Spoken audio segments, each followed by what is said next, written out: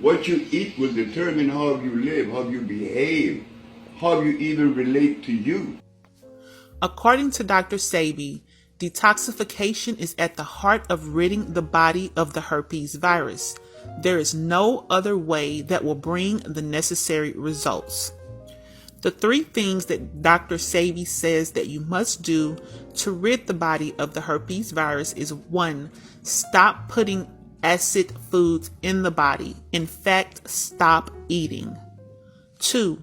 Cleansing the body of toxins and acids, which also increases oxygen to the cells using alkaline herbs. And 3. Feeding the body nutrients to repair, rebuild, and strengthen at a cellular level.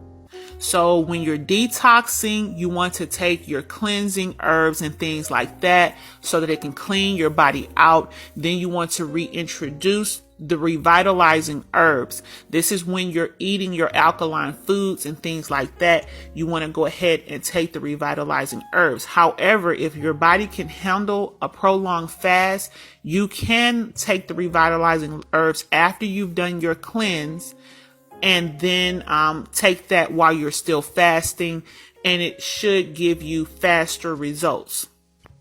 But you do want to make sure that you're taking your sea moss during that time as well, so that you can rebuild up some of the things that you have flushed out during your cleanse that are beneficial. So the first herb is Peo Pereira. It effectively suppresses the herpes virus.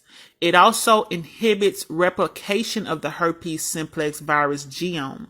So this is a great herb that has multiple benefits. It also is great at killing cancer cells, even brain cancer. So this is an awesome herb that I recommend that you keep on hand if possible. The next is Pau de Arco.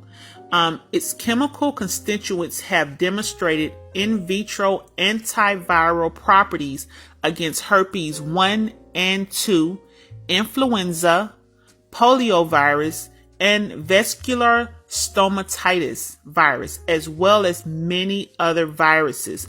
So this is a great herb that really targets herpes virus 1 and 2. Next is oregano essential oil.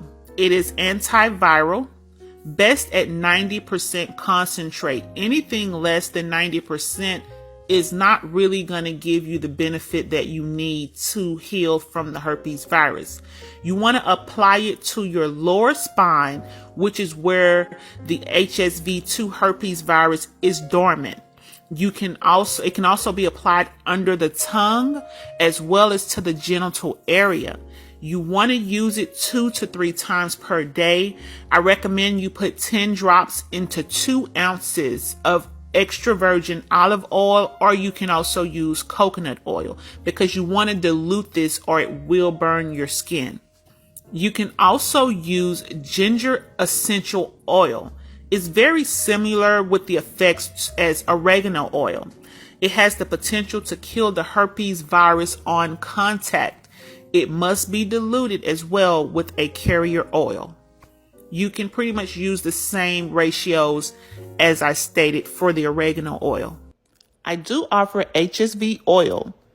It contains many of the essential oils mentioned in this video, as well as several others that have been very effective at clearing up outbreaks.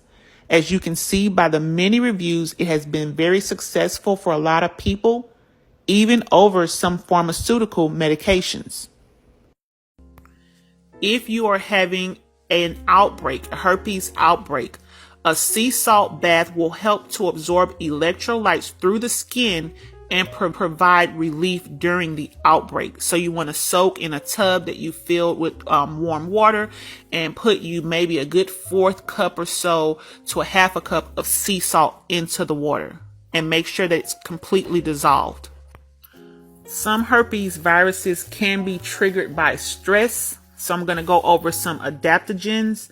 They help to relieve stress during the healing process and decrease potential breakouts, which can be activated by stress. The first is holy basil. This adaptogen helps with adrenal fatigue. And of course, that will trigger herpes outbreaks. And then the next is blue vervain. It's another adaptogen that supports the adrenal gland and helps to relieve stress.